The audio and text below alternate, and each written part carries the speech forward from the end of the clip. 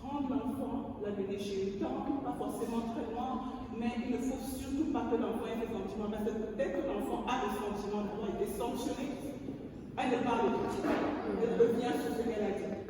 Ce n'est pas vrai, non, j'ai mal compris. Ça, c'est déjà un problème, il faut sécuriser l'enfant. Je pense que le monsieur qui a dit, c'est vraiment très important, mais au lieu de le mettre dans un service qui est totalement étranger, ça, c'est psychologiquement, elle va être atteinte. On m'entend dire ça ne pourra pas. Donc, il faut déjà que je commence à rassembler les éléments. Je commence à rassembler les éléments de peuple et à développer des gens qui sont très compétents, qui ont l'habitude. Donc, je confie, l'enquête sera faite. Et j'attends les résultats de l'enquête. Et il y a une situation dans la famille. Donc, on ne sait pas ce que papa a fait apparemment. Je dis que papa l'a touché. Papa dit qu'il n'a rien fait. Mais la justice est ici pour que tu dises ce qui s'est passé. Et nous sommes là pour t'écouter. Donc, sache que j'en suis écouté avec eux. Et ne t'inquiète pas, tu peux dire, ici c'est l'endroit où on peut dire tout, rien ne sortira d'ici. Donc, ne t'inquiète pas, tu n'as rien fait de moi. C'est la première chose que je dirais. En un endroit, dans un réglage, tu n'as rien fait de moi. Et tu peux parler tout de suite. Rien de mal. Voilà. Parler son langage, la rassurer, à la limite, parler même d'autres choses. Voilà. C'est progressivement qu'on va intégrer, on va commencer à parler du sujet proprement dit. Parce que il faut aussi intégrer la psychologie de l'enfant. Moi j'ai eu un cas, j'étais en tenue, j'étais baladée partout. Je suis allée jusqu'à lui acheter un jus. Au départ, elle ne voulait pas me donner, elle ne voulait pas m'adresser la parole. Je lui parlais, elle était froide. Elle développait même le syndrome de Stockholm parce qu'elle disait, vous allez mettre papa en prison. Parce que c'était long et elle appelait papa.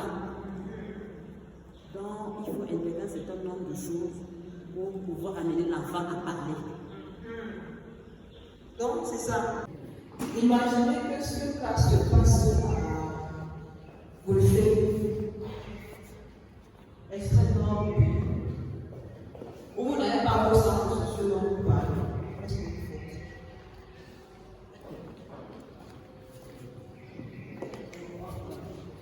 On va répondre. Oui. En disant que comprenons-nous bien que voilà, comprenons-nous bien et disons-nous bien une chose. C'est qu'il s'agit de sécuriser l'enfant. Si nous sommes d'accord qu'il s'agit de sécuriser l'enfant selon l'appréciation de l'intervenant social et qui a en face de lui un cas d'enfant en détresse et de la situation de contexte, toute action qui va venir d'intérêt sur l'enfant sera prise. Si l'enfant est attaché, parce que à la famille. Nous, on a eu des cas où l'enfant est une tantine, tonton et tout ça, là, et tu vas aller. Encore que nous préparons cet enfant, même, nous ne prenons pas l'information. Ce n'est pas que ce soit l'institution, que ce soit la famille ou un tonton, nous informons cet enfant et prenons même son consentement. Parce que tous ces éléments-là sont pris en compte. Le consentement est carré de cet enfant, son avis, son point de vue.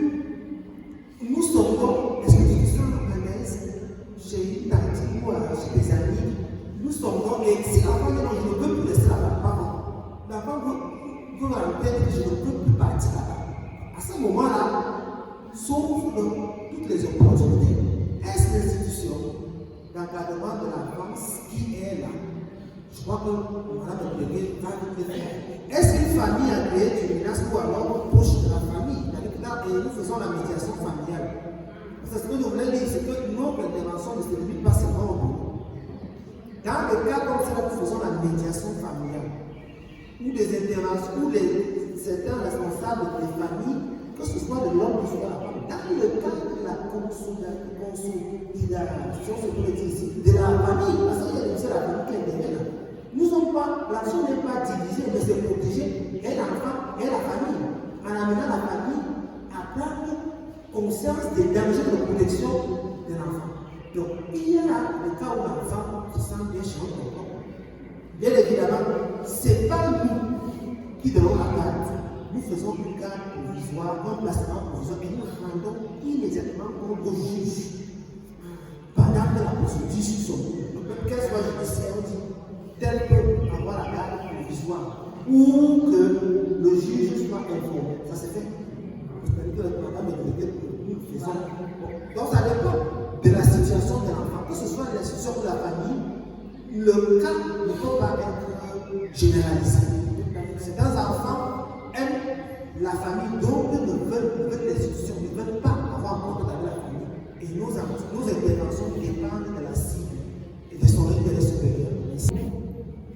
Entre l'obligation de signaler et l'obligation de confidentialité. Parce qu'il y a également cette question pour les différents intervenants de la chaîne. Vous avez les éducateurs qui parfois sont les premiers à être au courant de la situation. Vous avez le personnel sanitaire. Moi, j'ai prêté le serment hippocrate. Donc, pour moi, mon obligation de serment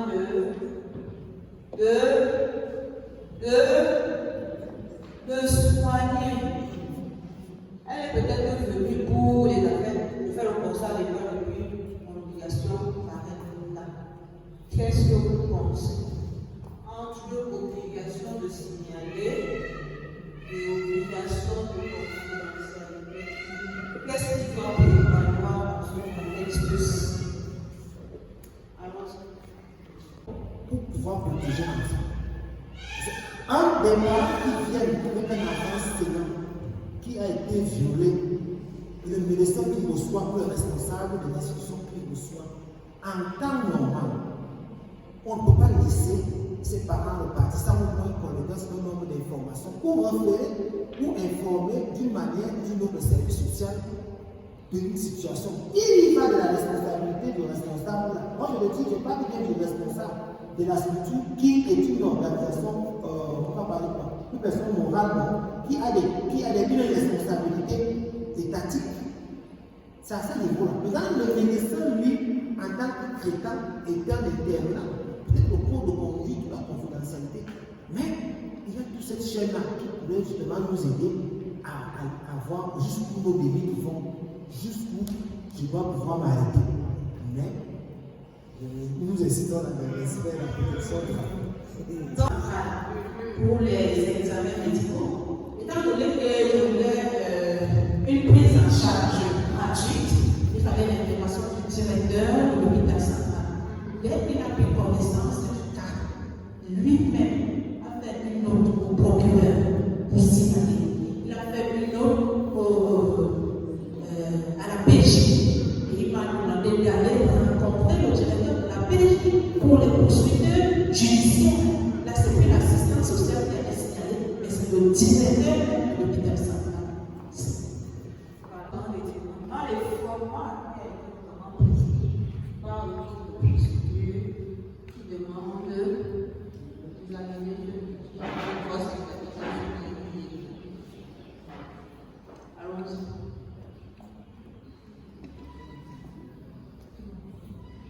Il faut appliquer la loi, madame. Il faut appliquer la loi pour respecter les règles de procédure. Et puis, l'avocat qui est là, c'est l'avocat du père